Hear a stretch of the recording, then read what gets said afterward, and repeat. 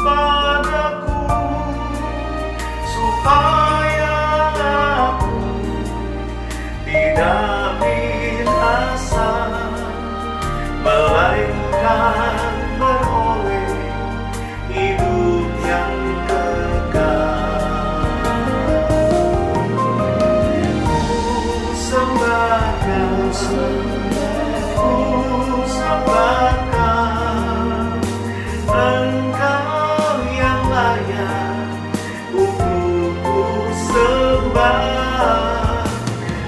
Ku sembahkan, ku sembahkan Engkau yang layak untuk ku sembah.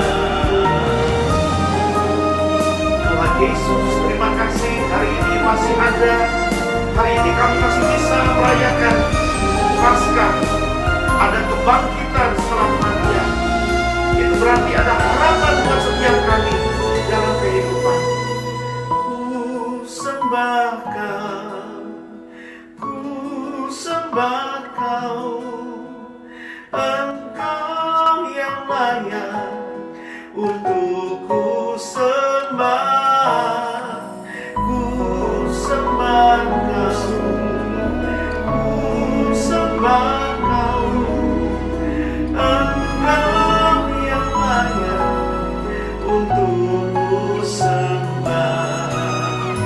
Engkau yang layak, Engkau yang layak, Engkau yang layak untuk ku sembah. Terima kasih Tuhan. Terima kasih buat pengharapan yang Tuhan beri. Amin. Amin. Shalom saudara. Ya, kita masuk dalam perayaan Paskah. Untuk pertama kalinya kita merayakan Paskah tidak berkumpul bersama-sama di gereja, melainkan dari setiap rumah dan rumah kita bersatu dalam iman. Sebab kita percaya kasih Tuhan, kuasa Tuhan, dan firman Tuhan, serta kehadiran Tuhan tidak dapat dibatasi oleh jarak dan waktu. Sekalipun saudara dan saya terpisah secara fisik, tetapi kita satu dalam Tuhan. Itu sebabnya saya bersyukur hari ini masih bisa dapat menyapa saudara, merayakan Paskah, kemenangan Tuhan Yesus atas kematian, kemenangan Tuhan Yesus atas dosa dan maut. Dan karena Tuhan Yesus sudah menang, maka kemenangan Tuhan Yesus adalah jaminan kemenangan saudara dan saya. Saudaraku, hari ini saya mau bicara kepada saudara tentang hope, tentang pengharapan. Paskah adalah pengharapan. Paskah adalah hope. Hari-hari ini kita hidup di tengah dunia di mana sudah banyak orang tidak punya hope, sudah banyak orang hopeless, tidak lagi punya pengharapan. Banyak orang stuck di rumah, tidak bisa kerja, tidak bisa cari nafkah, stres, depresi melanda. Banyak orang mulai menghadapi hari depan dengan ketakutan. Takut lihat forecast ini, takut lihat forecast itu. Bukan cuma forecast soal penyakit, tapi mulai melihat forecast tentang the coming economic crisis. Krisis ekonomi akan datang. Sektor ekonomi sudah tidak bergerak, usaha-usaha banyak tutup, banyak karyawan di lay off, pemasukan berhenti. Lantas bagaimana hidup hari ke depan? Belum lagi mereka yang putus asa ketika mereka kena vonis positif terkena coronavirus, virus corona. In times like this, we really can use some good news. Di masa-masa seperti sekarang, keadaan sukar begini, kita sungguh-sungguh membutuhkan sebuah kabar baik, atau beberapa kabar baik bahkan. Sebab kabar buruk sudah terlalu banyak. Sudah terlalu banyak kabar buruk yang Anda baca. Sudah terlalu banyak kabar buruk yang Anda dengar. Sudah terlalu banyak kabar buruk yang Anda tonton dan lihat. Bahkan sudah mungkin terlalu banyak hal buruk yang Anda dan saya alami sendiri. Sepanjang minggu-minggu yang sudah lewat, kita tahu ada begitu banyak orang, tua dan muda, besar dan kecil, kaya dan miskin, mati tanpa bisa melawan maut. Bahkan kita tahu rupiah sempat hampir menyentuh angka 17.000. Tapi pagi ini, saudara-saudara, kita dapat kabar baik bahwa rupiah kembali menguat terhadap dolar. Rupiah kembali menguat di angka 15.000 sekian, saudara. Dan ketika saya sebarkan berita itu di salah satu akun media sosial saya, ada satu sahabat menanggapi begini, itu bukan rupiah yang menguat, tetapi dolar yang melemah. Saya jawab begini, saudara, well, a good news is a good news, isn't it? Sebuah kabar baik tetaplah kabar baik. Buat apa kita membiasakan negative thinking? Bahkan ketika kabar baik pun datang, kita tetap bisa berpikir negatif tentangnya. Sudah terlalu banyak orang negatif, sudah terlalu banyak keadaan negatif. We really can use some hope today. Kita betul-betul butuh pengharapan hari ini. Dan Paskah hadir, Paskah terjadi, khususnya Paskah Kristen, adalah untuk mendatangkan pengharapan buat semua orang, baik untuk hidup di dunia yang sekarang ini, maupun untuk hidup di dunia setelah di balik kubur nanti, saudara-saudara. Jumat Agung yang lalu kita merayakan Kristus dalam bahasa Yunani, Mesias atau Mesiah, Hamasiah dalam bahasa Ibrani, atau Al-Masih dalam bahasa Arab, yang mati menebus dosa semua kita. Tetapi kematian Kristus tidak ada artinya kalau dia tetap terbujur kaku ketika diturunkan dari kayu salib pada hari yang pertama di hari Jumat, lantas dibaringkan di dalam kubur, teronggok kaku dan dingin di dalam kubur sepanjang hari Sabat, and nothing happened, dan tidak terjadi apa-apa pada hari Minggu. Dan terus hari berjalan, sementara Kristus terus terbujur kaku di dalam kubur. Tapi kita tahu, bukan itu yang terjadi. Dan hari ini ada, karena kita merayakan Yesus yang ditombak, Yesus yang dicambuk, Yesus yang disembelih, diremukkan demi dosa-dosa saudara dan saya. Tidak terbujur kaku di dalam kubur, melainkan kubur itu kosong, batu itu terguling, segel Kaisar Romawi putus, dan para penjaga itu lari ketakutan, karena Yesus bangkit dari kematian. Haleluya. Mari kita baca sama-sama sekali lagi ayat yang tadi saudara-saudara baca. Dari 1 Korintus 15 ayat 14 berkata begini, saudara-saudara. Tetapi andai kata Kristus tidak dibangkitkan, andai Kristus tidak bangkit, maka sia-sialah pemberitaan kami, pemberitaan Rasul Paulus dan para rasul, para hamba Tuhan, para penginjil, termasuk saya yang sedang bicara kepada saudara. Semua pelayanan, semua pengajaran, semua pemberitaan firman kami sia-sia. Dan bukan hanya itu, sia-sialah juga kepercayaan kamu, kata ayat 14. Sia-sia saudara jadi Kristen, sia-sia saudara menerima Kristus. Tetapi bukan itu yang terjadi. Ayat 20 lanjutkan begini, saudara. Tetapi yang benar ialah bahwa Kristus telah dibangkitkan dari antara orang mati. Haleluya. Sebagai yang sulung dari orang-orang yang telah meninggal. Artinya, Yesus adalah orang pertama yang bangkit dari kematian, sebagai yang sulung, sebagai yang pertama. Dan kita, kata Alkitab, akan mengikuti sang sulung. Kita pula akan mengalami kebangkitan dari kematian. Bangkit bukan untuk dihukum kekal di neraka, tetapi kita bangkit untuk hidup, dan hidup untuk selama-lamanya di rumah Bapa sorgawi kita. Tetapi ada satu ayat lagi yang saya mau saudara-saudara perhatikan. Mari perhatikan baik-baik. 1 Korintus 15 ayat 19. Ayat 19 berkata begini. Jikalau kita dalam hidup ini saja, dalam hidup di planet ini sekarang, menaruh pengharapan pada Kristus, maka kita adalah orang-orang yang paling malang dari segala manusia. Saya akan bacakan dari terjemahan bahasa Indonesia masa kini. Berbunyi begini, saudara. Kalau pengharapan kita kepada Kristus terbatas pada hidup kita di dalam dunia ini saja, dunia yang sekarang ini, maka dari seluruh umat manusia di dalam dunia ini, kitalah yang paling malang. Tetapi nyatanya, ayat 20, Kristus sudah dihidupkan kembali dari kematian.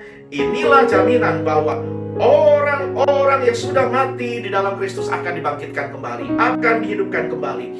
Pengharapan yang dibawa oleh Paskah kebangkitan Yesus meliputi dua periode waktu. Yang terutama, yang paling besar adalah periode waktu kekekalan. Kekekalan, kehidupan di balik kubur, saudara. Ada kehidupan kekal yang menanti. Entah saudara mau hidup kekal selama-lamanya di surga, atau hidup kekal bersama-sama dalam kebinasaan di neraka. Tetapi Alkitab janjikan orang yang betul-betul percaya kepada Yesus, menerima Yesus, yang hatinya dan rohnya dibaharui, pasti akan diselamatkan. Bukan mudah-mudahan, pasti akan diselamatkan. Diselamatkan dari apa? Dari hukuman Allah, dari murka Allah, dari neraka kekal, dari api yang tidak akan pernah padam itu. Itulah hal terutama dalam iman kita.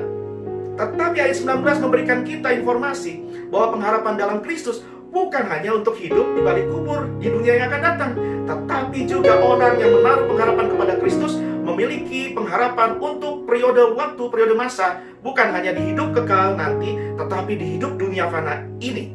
Saya percaya saudara setuju dengan saya kalau saya katakan bahwa hidup di dunia fana ini tidak selalu bahagia, tidak selalu aman, tidak selalu lempeng, tidak selalu lurus.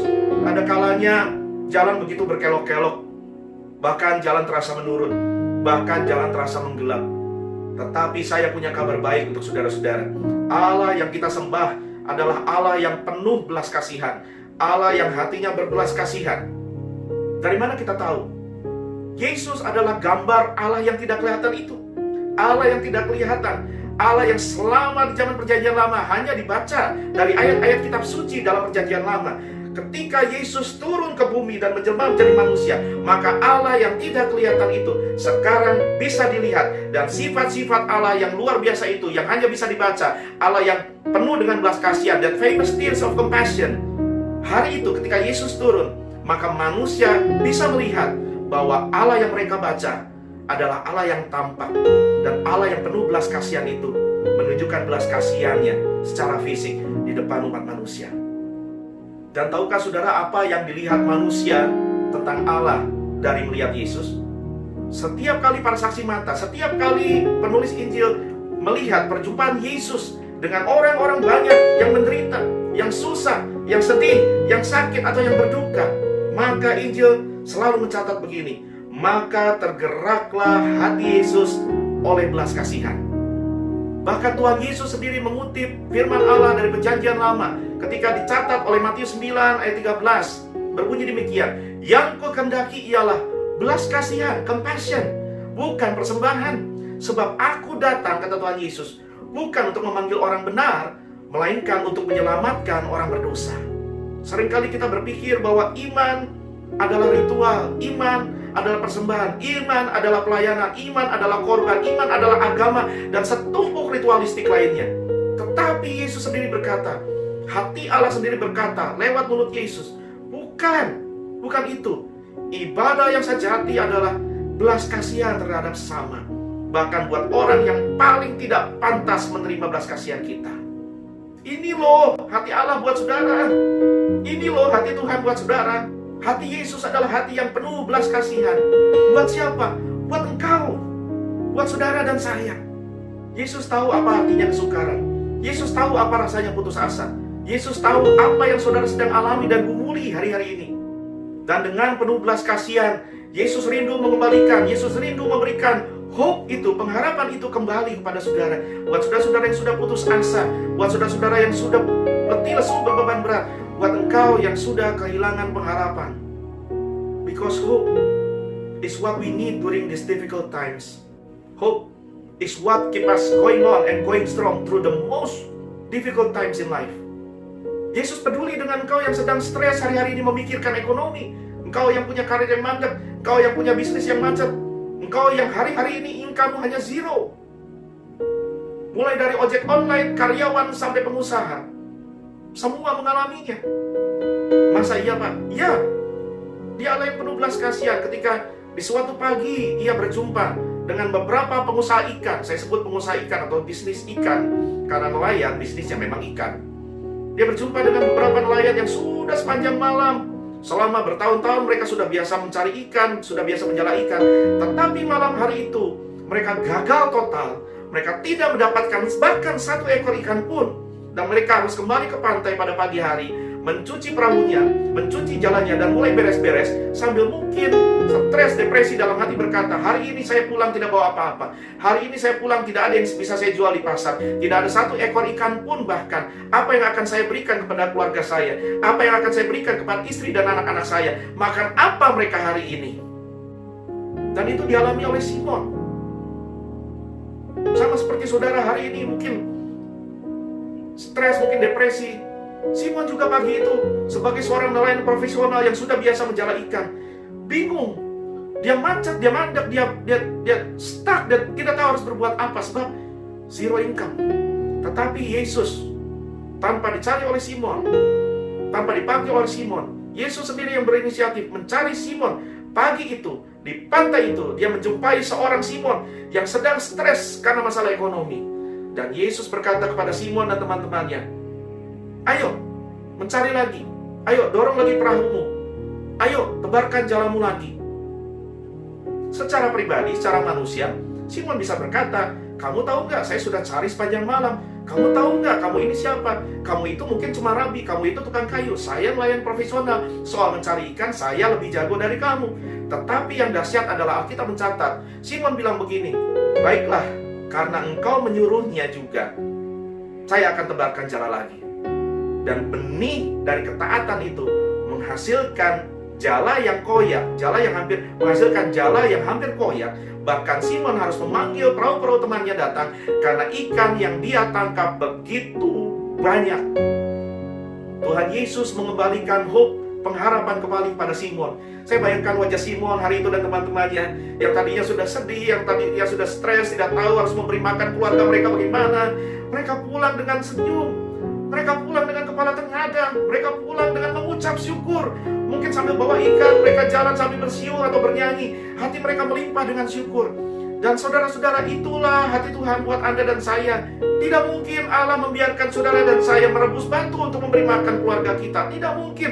Selalu ada jalan keluar di tengah himpitan. Sebab itu jangan putus asa, berharaplah kepada Tuhan. Sebab Tuhan kita adalah Tuhan yang bangkit dari kematian. Dan Dia adalah Tuhan yang penuh belas kasihan. Yesus juga peduli dengan engkau yang hari ini sedang menderita karena penyakit. Engkau yang sedang menderita terbaring karena sakit. Yesus peduli.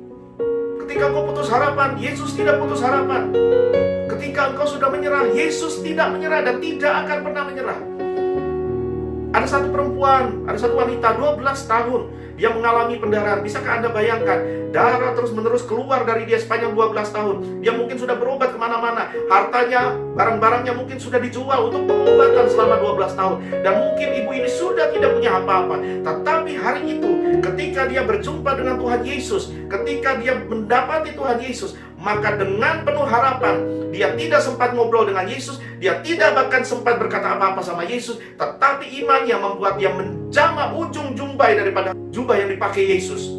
Dan dengan seketika kita mencatat ada kuasa yang keluar dari Yesus masuk ke ibu itu, dan seketika itu pula pengharapannya kembali, ibu itu disembuhkan. Pada waktu itu juga ada sebuah kolam yang namanya kolam Bethesda. Tradisi Yahudi mencatat bahwa setiap kali ada malaikat dari surga turun dan menggoyang bangkitkan air di dalam kolam itu, maka semua orang sakit yang sedang menunggu kejadian itu terjadi akan berlomba-lomba masuk ke dalam kolam itu. Dan oleh karena kuasa Allah yang sedang bekerja di kolam itu, semua yang sakit akan sembuh. Tapi hari itu di kolam itu ada seorang pria yang sakit dan sudah terbaring selama 38 tahun. Selama 38 tahun dia tidak dapat membawa tubuhnya masuk ke kolam itu setiap kali malaikat turun dan menggoyangkan airnya. Selama 38 tahun tidak ada satupun orang di kanan kiri yang peduli untuk menolong dia jalan ke situ. Mungkin pada 38 tahun itu, pada hari itu, pengharapannya sudah habis. Dia sudah putus asa, dia sudah tidak punya hope, dia sudah hopeless. Tetapi Tuhan Yesus tahu, bukan dia yang cari Yesus, Yesus yang cari dia.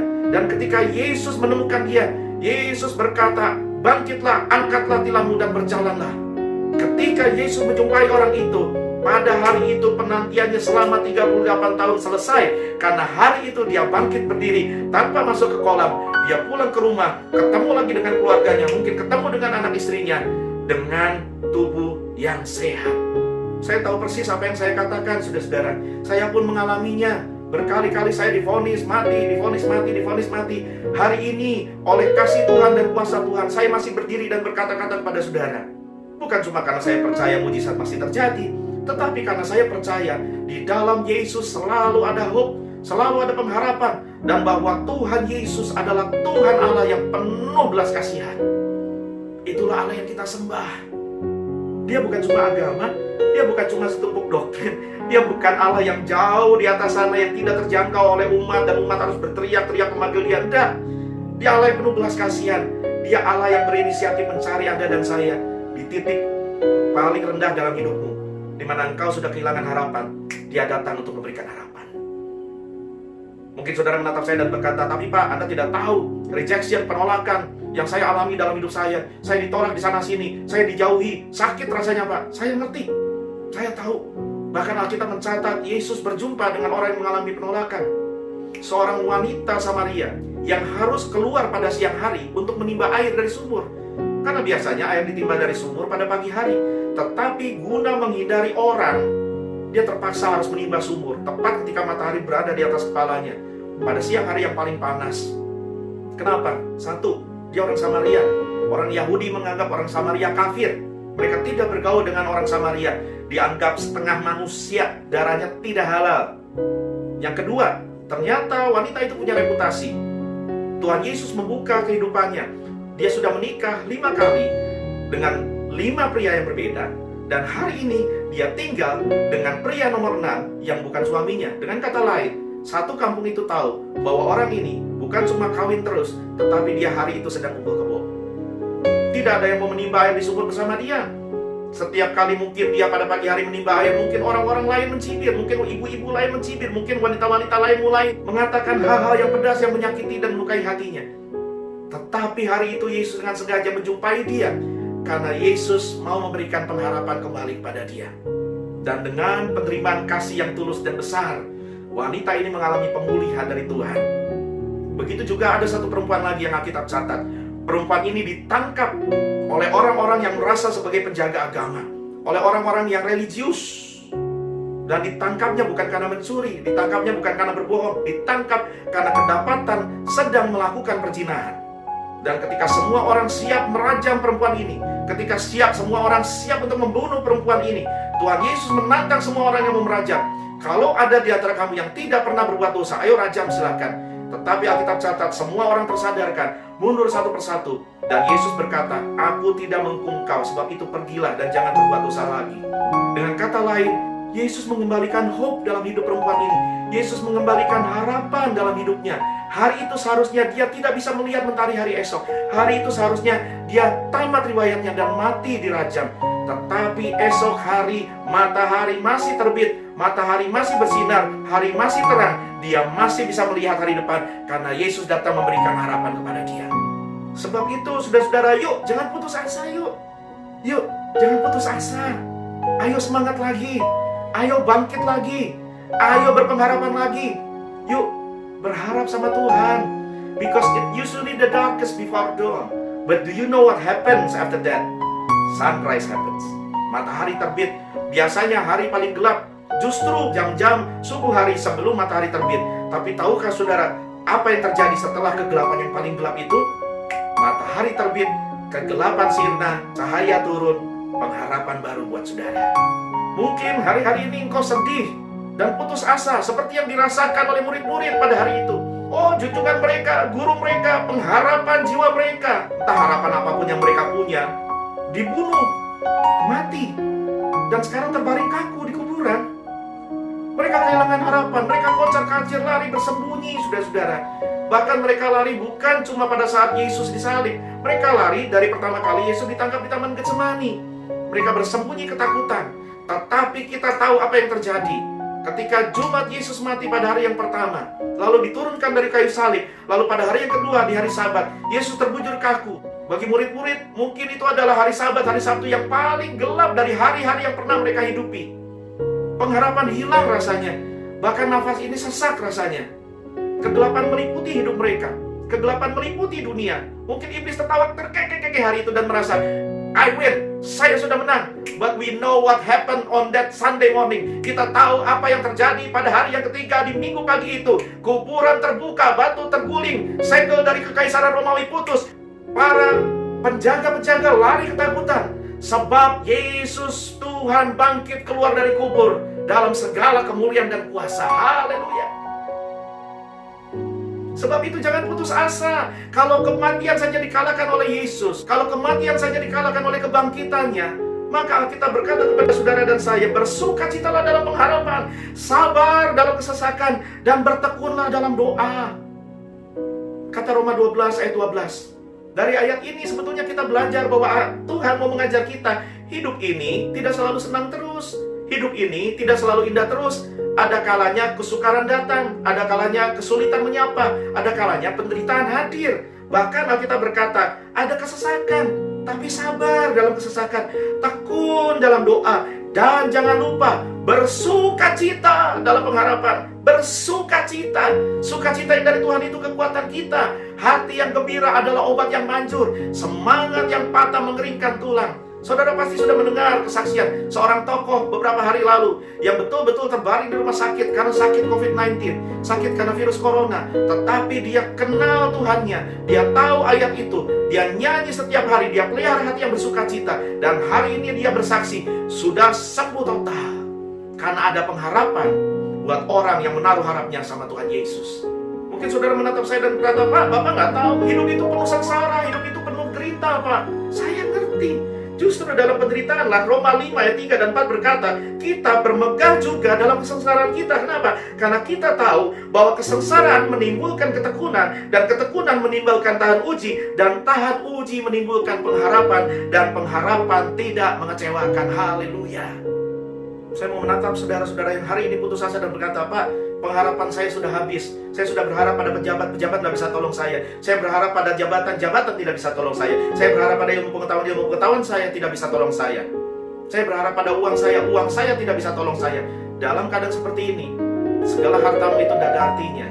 Tetapi Alkitab mengajar kita, dari mana datang pertolongan kita? Kepada siapa kita berharap? Pemazmur katakan dalam Mazmur 121 ayat 1-3, aku melayangkan mataku ke gunung-gunung. Dari manakah datang pertolonganku? Pertolonganku ialah dari Tuhan yang menjadikan langit dan bumi. Ia takkan membiarkan kakimu goyah. Penjagamu tidak akan terlelap. Tuhan yang menjaga saudara dan saya tidak pernah tertidur. Dia bukan satpam dan security yang bisa capek. Dia bukan manusia yang bisa lelah. Tuhan selalu siap sedia membangkitkan kembali pengharapan, menolong saudara dalam kesesakan, dan mengeluarkan kita menjadi pemenang. Itu sebabnya saya mau katakan sama saudara, hari ini karena kubur Yesus kosong, sebab dia bangkit, sebab dia hidup, maka ada harapan buat saudara-saudara. Bukan hanya harapan seperti yang kita sudah bahas di Jumat Agung lalu, untuk kehidupan yang akan datang, yaitu hidup kekal. Kita tidak akan binasa di neraka. Kita akan hidup selama-lamanya bersama Tuhan Allah kita di surga yang mulia. Tetapi untuk hidup kita di hidup dunia yang hari ini, tetapi untuk hidup saudara dan saya yang ada di dunia sekarang ini, masih ada harapan. Itu sebabnya Roma 15 ayat 13 berkata, dan ini menjadi doa Paulus dan juga doa saya buat Anda.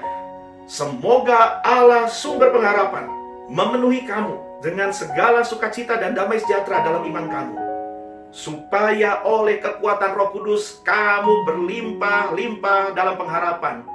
By the power of the Holy Spirit, you will be overfilled with hope. Haleluya. Mari saudara-saudara, kau yang menyaksikan tayangan ini, baik kau di rumah sakit, baik kau di kamar tidur, baik kau di rumah sedang bersama keluarga atau bersama sahabat-sahabat, saya mengajak saudara-saudara, mari buka hatimu, arahkan wajahmu kepada Tuhan, pandang Dia sumber pengharapan kita, layangkan pandangan kita kepada Dia. Manusia boleh gagal menolong kita, manusia boleh capek menolong kita, manusia boleh terlelap dan tidak sanggup menolong kita, tetapi Tuhan Allah kita, sebab Dia hidup, maka ada pengharapan. Sebab Yesus hidup, maka ada hari esok buat saudara dan saya. Buat saudara-saudara yang berkata bahwa, Pak, mungkin habis COVID ini kiamat, Pak, Maranatha terjadi, Tuhan Yesus datang. Tidakkah kau tahu bahwa pengharapan dalam Yesus bukan hanya pengharapan untuk hidup di dunia ini, tetapi untuk hidup di dunia yang akan datang, bahkan setelah kiamat. Itu pengharapan orang percaya dalam Tuhan Yesus. Mari buka hatimu, angkat suaramu sama-sama, dan katakan bersama-sama di hadapan Tuhan. Sebabnya hidup ada hari esok. Sebab Dia hidup, ku tak gentar, karena ku tahu Dia pegang hari esok. Hidup jadi berarti sebab Yesus hidup. Sebab Dia hidup, ada hari esok. Sebab Dia hidup, oh, ku tak gentar, karena ku tahu Dia pegang hari esok. Hidup jadi berarti sebab Yesus hidup. Haleluya, haleluya. Oh, terpuji namamu Tuhan. Mari saudara-saudara, kita berdoa sama-sama. Arahkan wajahmu, arahkan hatimu sama Tuhan. Buka tanganmu dan terima berkat Tuhan. Bapa, dalam nama Yesus, hari ini kami merayakan kebangkitan Yesus Kristus. Mengalahkan dosa, mengalahkan kutuk, bahkan mengalahkan kematian dan maut. Itu sebabnya Tuhan, karena Yesus bangkit, maka kami percaya ada hari esok. Karena Yesus bangkit, maka kami percaya ada pengharapan. Oh Tuhan Yesus, aku berdoa buat setiap orang yang menyaksikan tayangan ini, buat setiap orang yang mendengar firman pada hari ini. Semangat yang patah, semangat yang hampir pudar, di dalam nama Tuhan Yesus, pengharapan kembali membakarnya menyala. Pengharapan kembali mengembalikan semangat mereka. Pengharapan kembali membangkitkan mereka. Mereka yang hari ini stres, mereka yang hari ini depresi, di dalam nama Tuhan Yesus.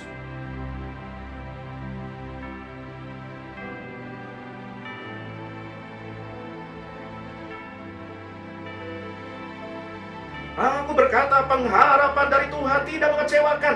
Pengharapan membangkitkan. Engkau yang lemah tidak berdaya, dalam nama Tuhan Yesus aku berdoa, bangkit lagi, semangat lagi, berpengharapan sekali lagi. Karena di dalam Tuhan Yesus ada hari esok.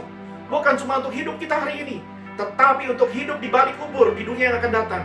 Bukan cuma untuk hidup dalam kekekalan dunia yang akan datang, tetapi ada pengharapan dalam dunia hari ini. Sebab Dia hidup, sebab Yesus hidup. Terima kasih Tuhan, terima kasih. Saat ini aku katakan dalam nama Yesus, segala spirit of fear, segala roh ketakutan, pergi dari anak-anak Tuhan ini dalam nama Tuhan Yesus. Segala roh stres dan depresi, pergi dalam nama Tuhan Yesus Kristus. Dan oleh damai sejahtera Kristus, damai sejahtera yang melampaui segala akal, aku katakan, diam dan tenanglah. Jadilah tenang dalam nama Yesus. Jadilah tenang di dalam nama Yesus. Dan aku berdoa, karena Dia hidup, maka esok hari dalam kegelapan yang paling gelap, kau akan melihat surya pengharapan itu kembali bersinar. Ada hari esok, masih ada harapan, masih ada jalan keluar, masih ada pertolongan. Sebab bukan cuma kami tahu, tapi kami percaya kami punya Allah yang penuh belas kasihan. Terima kasih untuk kasih-Mu. Berkatilah semua yang menyaksikan tayangan ini. Berkatilah ya Tuhan, di dalam nama Tuhan Yesus Kristus.